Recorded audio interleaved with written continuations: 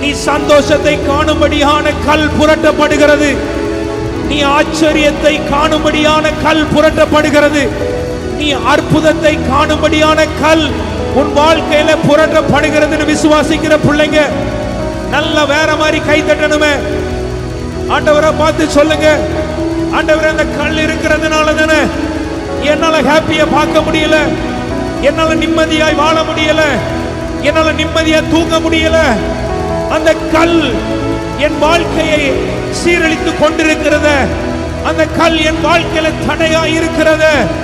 அந்த கல் என்னை ஒவ்வொரு நாட்களும் என்னோடு ஃபைட் பண்ணி கொண்டிருக்கிறது. இன்னைக்கு எத்தனை பேர் விசுவாசிக்கிறீங்க?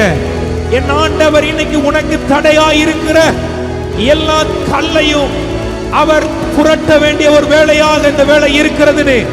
விசுவாசிக்கிற பிள்ளைங்க நல்ல கை தட்டி receive in the mighty name of Jesus.